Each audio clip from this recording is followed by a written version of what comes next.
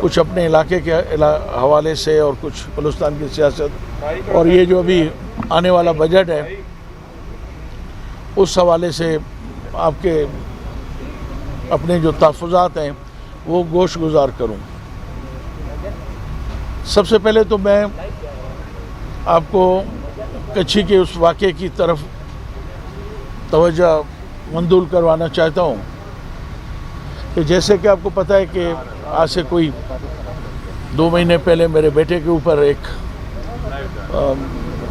Remote control device کے ذریعے حملہ کیا گیا، جس میں ہمارے ایک مجاہد ایک باڈی گارڈ شہید ہوا، 3-4 بہت شدید زخمی لوگ ہوئے جو ابھی تک ہاسپٹلوں میں پڑے ہوئے ہیں، کافی لوگ ہمارے زخمی ہوئے۔ اسی وقت ہی جب یہ واقعہ ہوا میں نے ڈپٹی کمشنر کچھی کو فون کر کے ان کو بتایا کہ بھائی یہ واقعہ ہے۔ انہوں نے کہا جی ہاں ہمارے نالج میں بھی آیا ہے اور آپ کے بیٹے نے بھی ہمیں، سردار خان نے ہمیں بتایا ہے۔ تو میں نے سب سے پہلی ریکویسٹ یہ کی کہ جہاں یہ واقعہ ہوا ہے یہ میرا علاقہ ہے اور یہاں اس کے سراؤنڈنگ میں بہت کم لوگ اور بہت کم آبادی ہے، مہربانی کر کے اس کی فرانزک رپورٹ ضرور بنوائیے گا اور فرانزک کروایا جائے تاکہ پتہ پڑے کہ وہاں اس وقت کون کون لوگ موجود تھے اور کن کن لوگوں کی انوالومنٹ ہے۔ اس کے بعد بلوچستان یونائٹڈ آرمی نے دوسرے دن یا تیسرے دن شاید اس کو قبول کیا کہ ہم غلط فہمی کے بنیاد پہ یہ واقعہ ہوا ہے۔ اب میں نہیں سمجھتا کہ BAU کو کیا مجبوری تھی، کیا ان کے وجوہات تھیں جن کی بنیاد پہ انہوں نے دوسرے یا تیسرے دن یہ اس واقعے کو قبول کیا۔ اس سے پہلے ان کی روایت یہ رہی ہے کہ ہمیشہ اس قسم کا جب وہ کوئی واقعہ کرتے ہیں تو فوری طور پہ اس کو قبول کرتے ہیں۔ میرے خیال میں یہ انہوں نے واقعہ جو ہے ان سے قبول کروایا گیا ہے، شاید کوئی ان کی مجبوریاں ہوں، مگر مجھے پتہ ہے کہ یہ واقعہ کن لوگوں نے کروایا اور باقاعدہ ہم نے اس کو نامزد کیا، FIR کٹوائی۔ آج بھی وہ قاتل جو ہمارے اس واقعے میں ملوث ہیں سارا دن گورنر ہاؤس اور چیف منسٹر ہاؤس اسی زرغون روڈ اور سیکریٹریٹ پہ اور اسی شہر کے اندر دن دھناتے پھر رہے ہیں، اور آج تک وہ فرانزک رپورٹ بھی ہمیں نہیں ملی، نہ اس کی نامزدگی ملی ہمیں کہ اس میں کون کون سے لوگ یا اس وقت کون سے لوگ یہاں ایکٹیو تھے۔ تو اس سے اور اس کے بعد دوسری اہم بات، آج تک ایک آدمی بھی گرفتار نہیں کیا گیا اس واقعے کے اندر۔ اس سے بلوچستان کی عوام، آپ میڈیا سے میں ریکویسٹ کرتا ہوں کہ آپ خود اندازہ لگائیں کہ اس واقعے کے پیچھے ایسی کون سی طاقتور قوتیں ہیں جو یار اگر خاموشی ان کو کروا دیں تو بہت مہربانی ہوگی، پلیز ان کو روک دیں وہاں پہ۔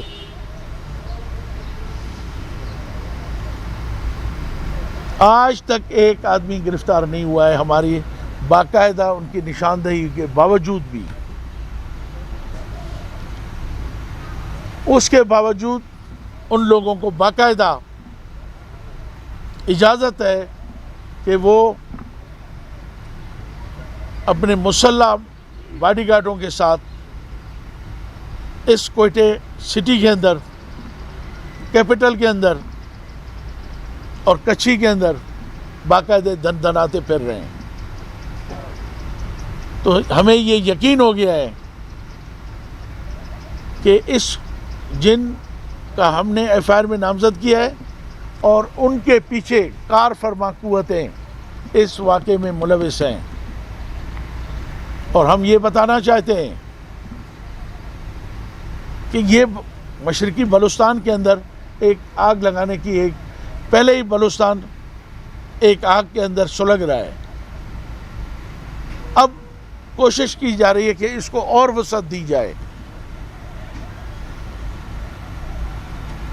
کیونکہ ہمارے کچھ قوتوں کا یہ خواہش ہے کہ کسی طرح سے بھی بلوچستان میں امن نہ ہو۔ ہم امن کے خواہش مند ہیں، ہم امن چاہتے ہیں، ہم چاہتے ہیں کہ ہماری دھرتی، ہماری سرزمین، ہمارا صوبہ، ہمارے لوگ سکون سے رہیں، مگر کچھ لوگوں کی خواہش ہے کہ یہ ایسا نہ ہو۔ اس کا جو میں نے اس وقت بھی کہا تھا کہ باقاعدہ یہ ڈیل ہوئی تھی 15 کروڑ کی، اور یہی شخص پیسے لے کے، یہ جن کو 2 شخص فرید اور ایک عاصم پیسے لے کے گھوم رہے تھے، ہمیں پہلے بتایا گیا تھا کہ بھائی اس طرح کی انفارمیشن ہے، یہ پیسے لے کے آپ لوگوں کے لیے گھوم رہے ہیں، پلیز آپ لوگ اپنی احتیاط کریں۔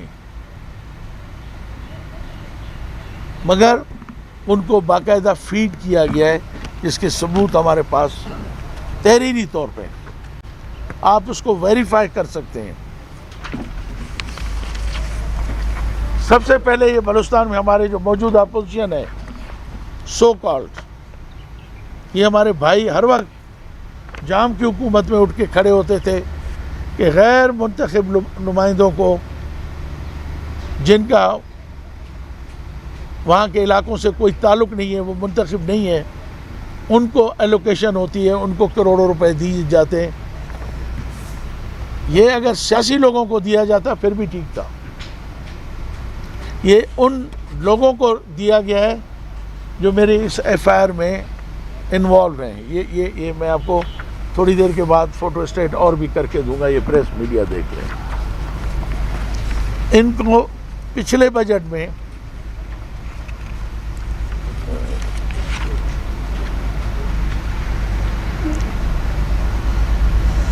$1086 ملین دیے گئے ہیں، مطلب 1,86,00,000,000 روپے، جس کی یہ اسکیمیں ہیں، جس کا یہ P S D P number ہے اور ایلوکیشنز ہیں، یہ آپ کے سامنے ہیں۔ اس کی میں آپ کو کاپی دیتا ہوں۔ انہی پیسوں سے، انہی ریسورسز سے میرے خلاف، میرے علاقے کے خلاف، پہلے بھی ہمیں، جب بھی ہمارے سیاسی مخالفین اقتدار میں آتے ہیں، وہ اس وقت ہمارے علاقے کے اندر بدامنی پیدا کرتے ہیں، کشت خون پیدا کرتے ہیں۔ یہ وہ پیسے ہیں جو اسپیشلی الاٹ کیے گئے ہیں ہمارے سیاسی مخالفین کو، جنہوں نے میرے اوپر قاتلانہ حملہ کروایا ہے۔ یہ آپ کے پاس پروف ہے۔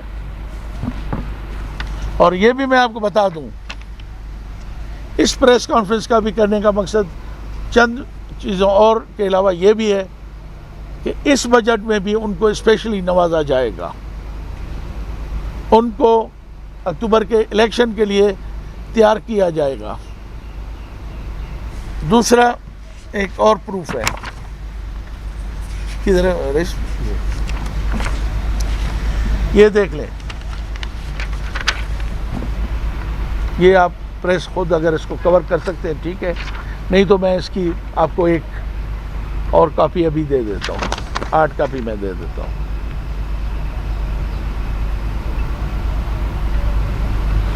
یہ لکھا ہوا ہے ₹77,500,000 اونلی، 7,75,00,000 روپے اسپیشل گرانٹ۔ ابھی کب ان کو ایشو ہوئی ہے بھائی؟ اس میں کوئی ڈیٹ ہے؟ ہاں 22-23 میں، بجٹ میں تو نہیں ہے مگر بجٹ کے اندر ان کی اسپیشل گرانٹ ایلوکیٹ کی گئی ہے 6-7 کروڑ کی۔ یہ آپ کے سامنے ہے۔ کتنے؟ 7,75,00,000۔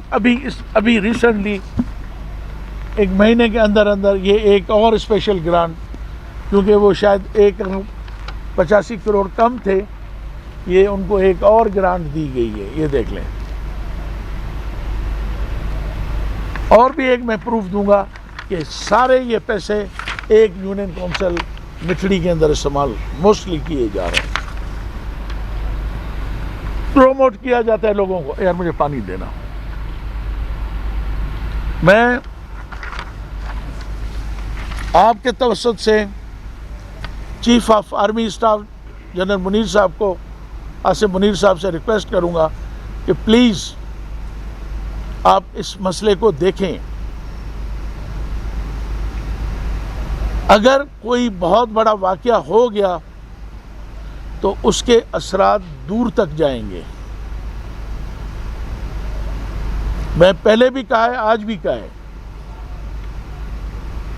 اور اللہ کا بھی حکم ہے، قرآن کے اندر بھی ہے کہ عزت، ذلت، موت اور زندگی یہ میرے رب کے ہاتھ میں ہے،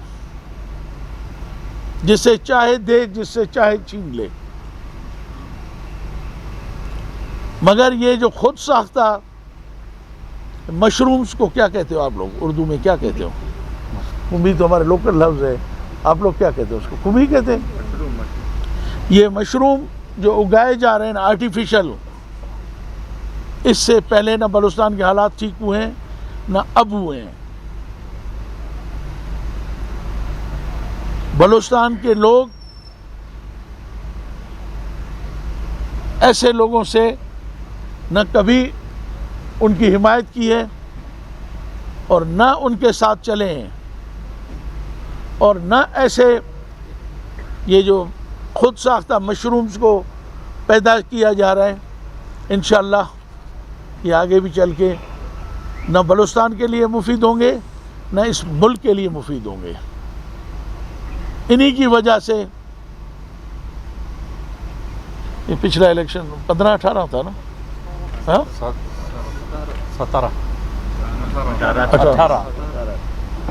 18 تک آپ نے خود دیکھ لیا کہ اس صوبے کے ساتھ کیا کچھ ہوا اور کیا صورتحال تھی، اور اس کے اثرات آج تک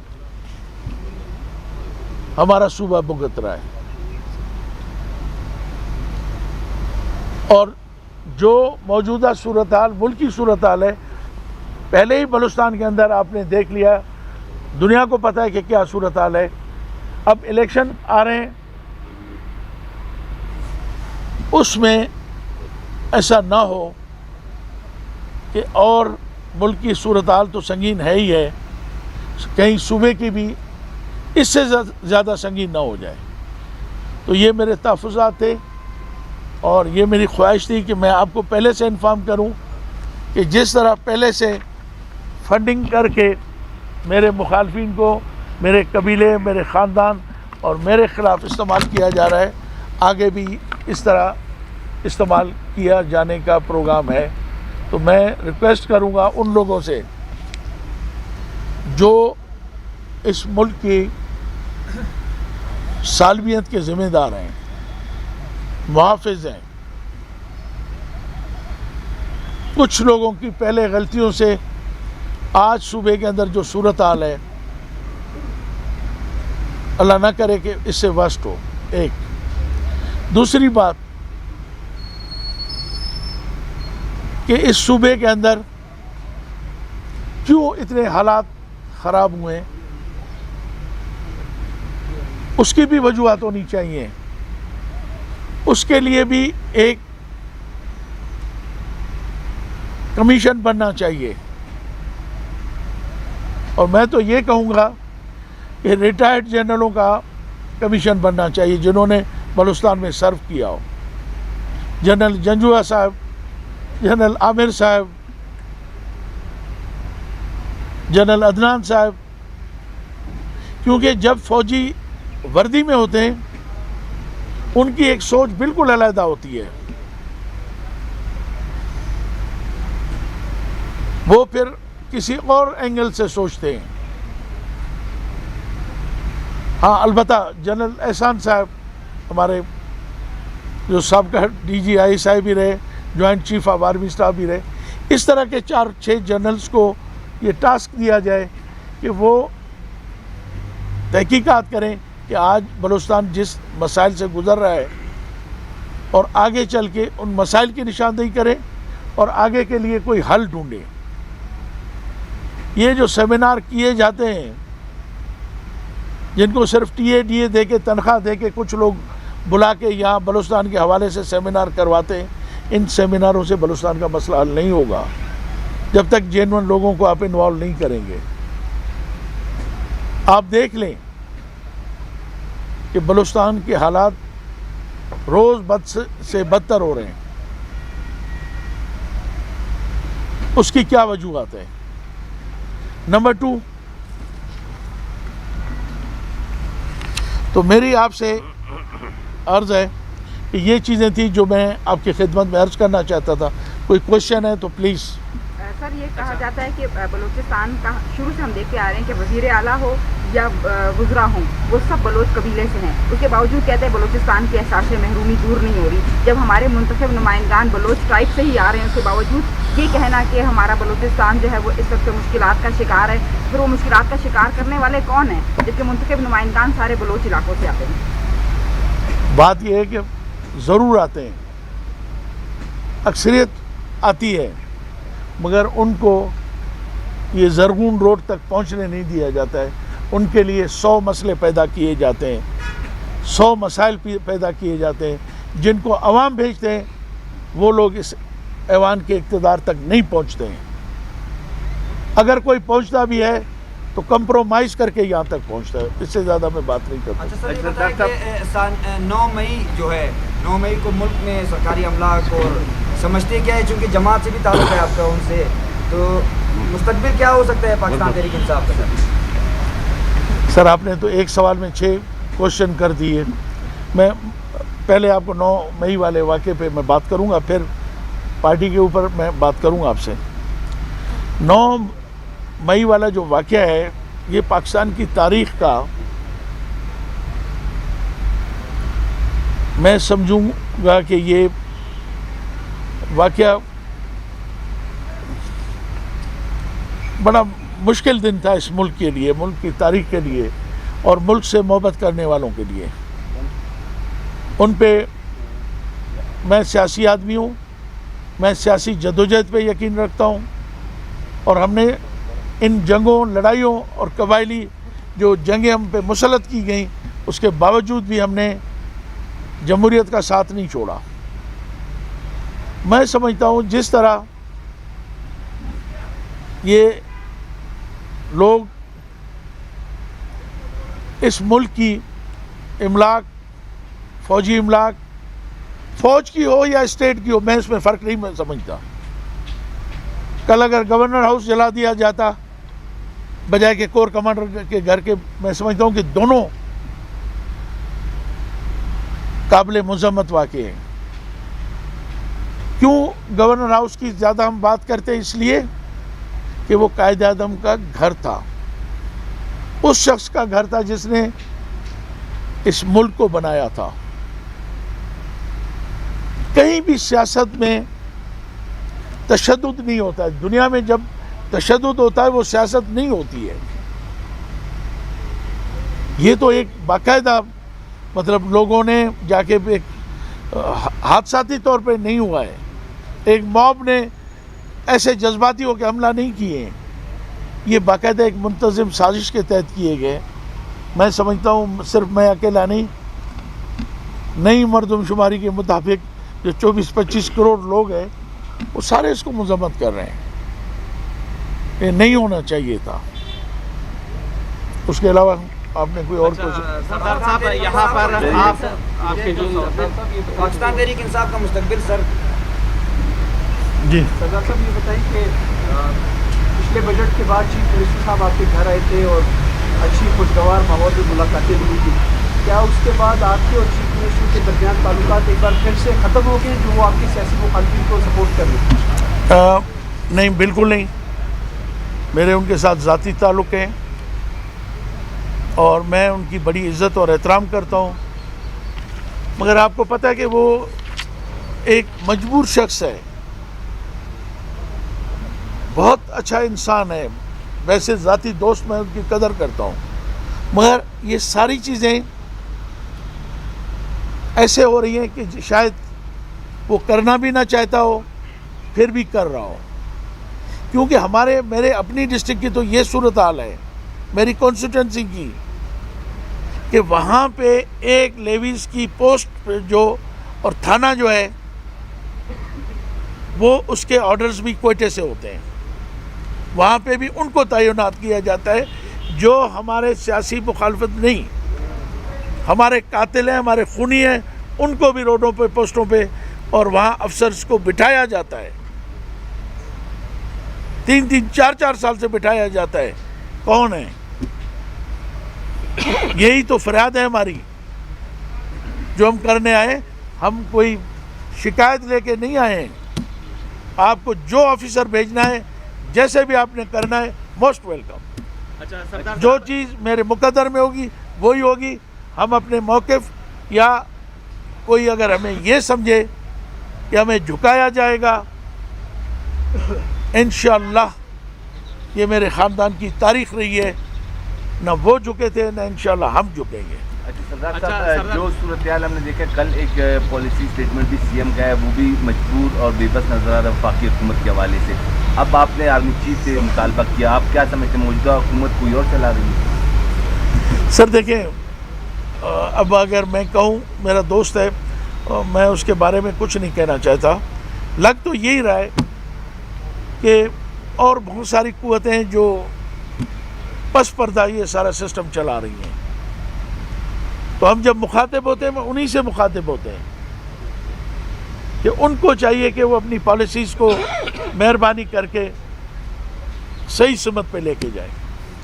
ایک ابھی دوسری بات جو ابھی میں بجٹ کے حوالے سے کرنا چاہتا ہوں کہ جو نون لیگ کی حکومت ہے، میں آج اپنے ایک دوست کے، محترم دوست کے، وہ لفظ دوبارہ دہرانا چاہتا ہوں جس نے اسمبلی کے اندر کھڑے ہو کے ہمارے ایک نیشنل اسمبلی کے ممبر نے کہا کہ ہم نے وہ جو تقریر کر رہا تھا، میرے خیال میں اسلم بھوتانی صاحب تھے، میرے خیال میں انہوں نے کہا کہ ہمیں احساس تھا، ہم نے مدد کی تھی نون لیگ کی کہ 12 سال جو ان کے ساتھ ہوا ہے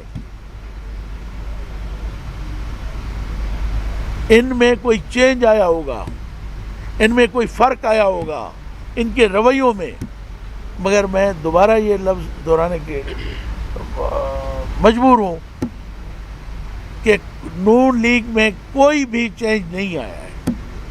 آج بھی مسلم لیگ کے وزراء، ان کا رویہ بالکل سیاست سے ہٹ کے، نہ وہ سیاسی لوگ ہیں، نہ ان کو سیاست آتی ہے، نہ ان 12 سال کے جو ان پہ گزرے ہیں ان میں کوئی ان پہ فرق آیا ہے۔ سب سے بڑی بات جو کل چیف منسٹر نے اپنی اسٹیٹمنٹ میں کہا ہے کہ یہاں سے جو بھی فیڈرل کے ہمارے پروجیکٹس جاتے ہیں ان کو 10 سال سے، میں ایک مثال دیتا ہوں، سکلے جی ڈیم کی 10 سال سے اپروو ہے، 12 کروڑ اس کے سروے پہ ہو چکا ہے، انیشلی 27,000 ایکڑ زمین اس سے آباد ہوگی، اس کے لیے ایلوکیشن نہیں ہوتی ہے۔ یہاں تک کہ ہمارے بلوچستان کے جو ایم این ایز ہیں وہ خود کہتے ہیں، ہم تو دور کے ایم پی ایز ہیں، وہ کہتے ہیں ہم جاتے ہیں تو ہم سے نہ بات کرنے کے لیے ان کے وزیر خزانہ، نہ وہ پلاننگ کے جو ان کے، وہ ہم سے بات کرنے کے لیے تیار نہیں ہے۔ بلوچستان تو لگتا ہے جیسے کالونی ہے، اور خاص طور ہمارے پنجاب کے جو منسٹرز آتے ہیں، اور مجھے دکھ ہوتا ہے یہ بات کہتے ہوئے، ایک دفعہ نہیں کئی دفعہ عمران خان نے کہا کہ یار میں یہاں آتا ہوں تو 2 گولیاں میں ڈسپرین مجھے کھانی پڑتی ہیں، اور ہے کیا بلوچستان؟ آپ کے ایم این اے تو فیصل آباد سے بھی کم ہے، تو ان کی نظر میں بلوچستان کی اہمیت فیصل آباد کے برابر ہے۔ اگر یہ بات ہے تو پھر بلوچستان کے لوگوں کو، بلوچستان کی سیاسی جماعتوں کو، بلوچستان کے عوام کو سوچنا چاہیے کہ ہمارا رول کیا ہونا چاہیے پاکستان کے اندر. بدقسمتی سے ہم بلوچ اپنی سرزمین کے ساتھ وفاداری نہیں کر رہے ہیں. ہمیں اپنی پارٹی کی جیت، ہمیں اپنے ایم پی ایس کے لیے کمپرومائز ہمارے لیڈرز کرتے ہیں. وہ بلوچستان کی دھرتی اور بلوچستان کے لوگوں سے غداری کر رہے ہیں. اب وقت آیا کہ بلوچستان کے لوگ، بلوچستان کی سیاسی جماعتیں مل کے ایک ایسا اتحاد بنائیں جو بلوچستان کے سرزمین، ساحل اور وسائل کا دفاع کر سکے. اگر یہ لوگ ایک ایک کر کے منتخب ہو کے وہاں گئے تو اپنے ذاتی مفادات کے لیے، اپنے حلقے کے لیے ان کو کمپرومائز کرتے ہیں. اس لیے بلوچستان کے حقوق کمپرومائز ہو جاتے ہیں. اچھا سردار صاحب، یہاں پر کیسے دیکھتے ہیں آپ؟ ابھی بھی پی ٹی آئی میں ہیں یا ناراضگی علیحدگی اختیار کر لیا؟ اچھا جناب، میں اس کا تفصیلی آپ کو جواب دیتا ہوں. جیسے کہ آپ کے علم میں، میں پتہ نہیں کس وجوہات پہ خان صاحب نے مجھے اپنا اسپیشل اسسٹنٹ بنایا تھا، واٹر، پاور، پیٹرولیم. مگر 4 سال تک جب تک خان صاحب رہے، صرف لا اینڈ آرڈر کے حوالے سے ایک میٹنگ تھی بلوچستان میں، اس میں مجھے بلایا گیا. اس کے علاوہ میرا کوئی رول نہیں تھا. یہاں تک کہ پورے ان 4 سال میں مجھے آفس تک الاٹ نہیں کی گئی. پریولیجز تو اپنی جگہ پہ ہیں. بیٹھنے کے لیے پورے اسلام آباد میں خان صاحب کے پاس کوئی ایک کمرہ نہیں تھا جو مجھے دیا جاتا. اور آپ کو شاید علم ہے، ان کے دور اقتدار کے اندر، پاور کے اندر، میں نے 2 دفعہ ان کی جو عنایت تھی، مجھے جو انہوں نے اسپیشل اسسٹنٹ بنایا تھا، 2 دفعہ میرے پاس پروف ہیں. اور اس وقت کا میڈیا بھی اس کا وہ ہے کہ میں نے اس وقت بھی خان صاحب کو جا کے ریزائن دی تھی کہ میں آپ کے یہ جو آپ نے میرے ساتھ عنایت کی ہے مجھے نہیں چاہیے، کیونکہ میں یہاں پہ کوئی مفادات لینے کے لیے نہیں، مجھے اللہ نے بہت کچھ دیا ہے وہاں پہ. تو میں آپ کے ان پالیسیز کے ساتھ چل نہیں سکتا ہوں. خان صاحب نے ایک بہت بڑی مہربانی کی میرے ساتھ. میں یہاں پارلیمانی لیڈر تھا اور وہ پرائم منسٹر آف پاکستان تھے. ان کے پاس پورا ایک لا ڈپارٹمنٹ تھا. انہوں نے ڈائریکٹ خط لکھا اسپیکر بلوچستان اسمبلی کو کہ ان کو پارلیمانی لیڈرشپ سے سردار ہند کو ہٹایا جائے، جو نہ ان کا اختیار تھا اور نہ وہ کر سکتے تھے. یہ اختیار منتخب ایم پی ایس کا تھا. تو خان صاحب کی ہمارے ساتھ بہت شفقت تھی، بہت محبت تھی. اس لیے ہم نے تو اس وقت بھی ان سے لا تعلقی کا اظہار کیا ہے کہ ہاں ہم خاموش، سائلنٹ پی ٹی آئی کے ممبر ہیں. کیونکہ میں اکیلا نہیں ہوں. جب میں نے جوائن کی تھی تو میرے ساتھ بہت سارے لوگ تھے.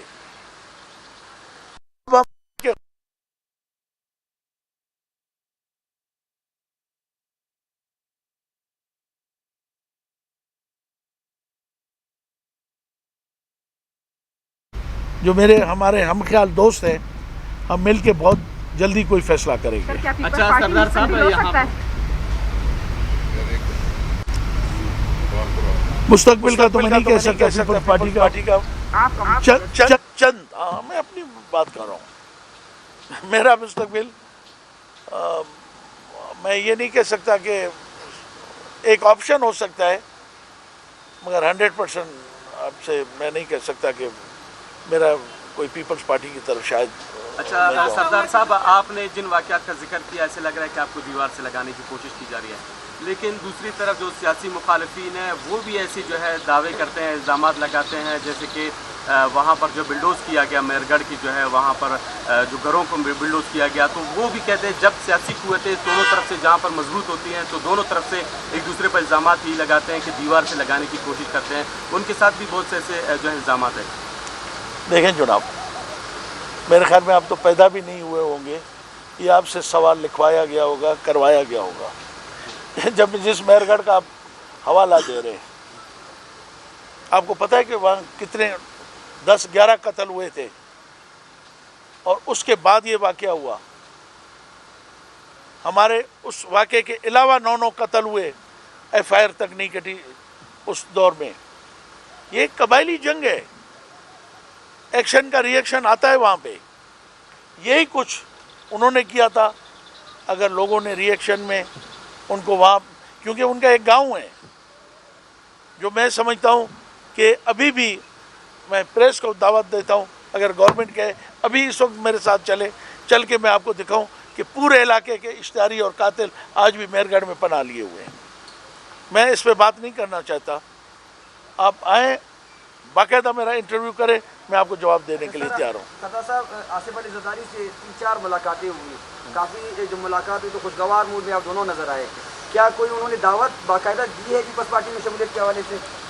دیکھیے, میں نے شاید پہلے بھی کئی دفعہ کہا ہے کہ آصف زرداری اور میں بچپن سے ہمارا تعلق ہے. ان کے والد کا میرے والد کے ساتھ تعلق ہے, اور پھر ہم نیبرز ہیں وہاں پہ نواز شاہ میں.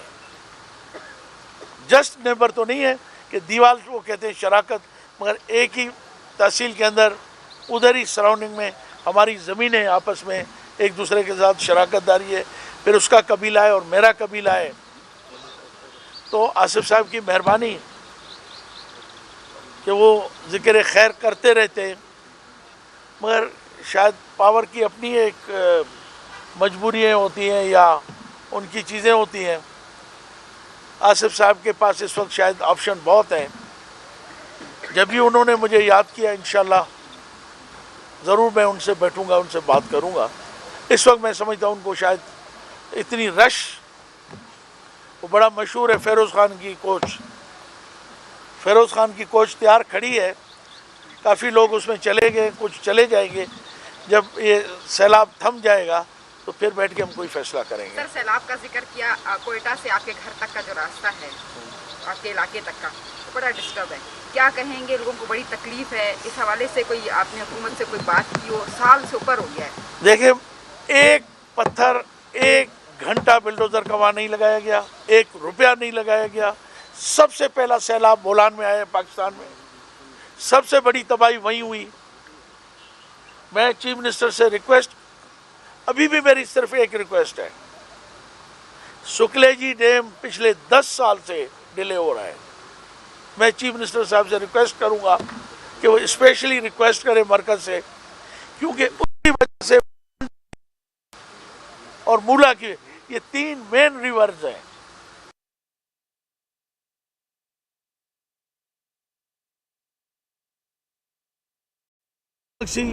پھر وہاں کنور, شہداد کوٹ اور جا کے یہ منشور لیک میں جا کے پانی گرتا ہے.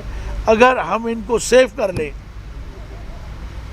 تو اس ملک کے تو نہیں, کم سے کم بلوچستان کا گندم کا مسئلہ حل ہو سکتا ہے. اور دوسری سب سے بڑی بات, کچھی کینال کیوں نہیں بن رہی ہے؟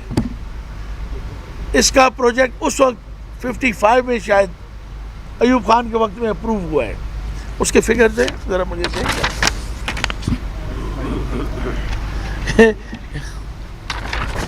کچھی کینال کے ذرا مجھے فگر دیں. تھینک یو جی. سر, کچھی کینال سے کچھی پلین کے اندر جو کچھی کینال آنی ہے, اچھا پھر یہ میں بتا دوں, اس کے چند ہزار ایکڑ زمین جو 50-60 ہزار کے قریب ہے, دیرہ بگٹی کے علاوہ بالکل 100% پلین ہے. اور دنیا کا یہ ایک بہت بڑا پلین ہے دنیا کے اندر, پاکستان کے اندر نہیں, ایشیا کے اندر نہیں, یہ دنیا کے بہت بڑے جو چند پلینز ہیں اس میں کچھی بھی شامل ہے. اس میں اگر کچھی کینال جو پچھلے 50 سال سے بدقسمتی سے نہیں بن رہی ہے اس ملک میں, 9 لاکھ ایکڑ زمین آباد ہوگی. اور جنرل مشرف بار بار یہ کہتا رہا, اللہ اس کو جنت نصیب کرے, کہ کچھی کینال صرف بلوچستان کی اور کچھی کے لوگوں کی یا اسے منسلک 3 اور ڈسٹرکٹس ہیں جہاں سے وہ آنا ہے, ان کی قسمت بدلے گی, بشرطے کہ پاکستان کی قسمت بدلے گی. کیونکہ یہ کاٹن ایریا ہے. اگر کچھی کینال کے اندر ایوریج بھی کاٹن کی پروڈکشن ہو 2,25,00,000 من کاٹن پیدا ہو سکتی ہے، جس سے یارن پیدا ہوگا. پھر اس سے آپ کا یہاں پہ کاٹن یہ جو گارمنٹس ہیں اور کپڑے ہیں پورے پاکستان کو روزگار ملے گا. فیصل آباد سے لے کے پورے پنجاب کی جو ٹیکسٹائل انڈسٹریز ہے، ابھی آپ امپورٹ کر رہے ہیں کاٹن. آپ یقین کریں کہ اس ملک کی قسمت چینج ہو سکتی ہے کچھی کینال کے لیے، مگر یہاں پہ ادھر رنگ روڈ لاہور میں بننا بہت ضروری ہے، پنجاب کے موٹر ویز بننے بہت ضروری ہیں. کے پی کے میں ہمارے سے 10 گنا زیادہ کاسٹ آتی ہے 1 ایکڑ کو آباد کرنے پہ، وہ بہت ضروری ہے. کیونکہ بلوچستان ہے، اس لیے یہاں اگر جس سے پورے ملک کی تقدیر چینج ہو سکتی ہے وہ پروجیکٹ نہیں بنایا جائے. آج بھی میں دعوے سے کہتا ہوں کہ اگر کچھی کینال کو مکمل کیا جائے، کیونکہ اگر کچھی کینال مکمل ہو جاتی ہے تو آرسا کے مطابق دیگر 3 صوبوں کو ہمارا واٹر رائٹس دینا پڑے گا گورنمنٹ آف پاکستان کو. اس وجہ سے یہ ڈیلے کیا جاتا ہے پروجیکٹ. اگر اسی لحاظ سے آپ دیکھ لیں تو تقریباً 4.25 کروڑ من ویٹ ویٹ کی پروڈکشن ہوگی. ہم ہر سال 10 تقریباً کتنے امپورٹ کرتے ہیں 1 لاکھ ٹن خریدتے ہیں نا. ہر سال ہم پاسکو سے 1 لاکھ ٹن گندم خریدتے ہیں. اس کے مقابلے میں ہم 100 گنا زیادہ گندم ہم اپنی پیدا کر سکتے ہیں. آپ حساب لگائیں کہ 9 لاکھ ایکڑ ایوریج اگر 20 من بھی ہماری اترے تو کتنا بنتا ہے کوئی کسی کے پاس کیلکولیٹ کریں.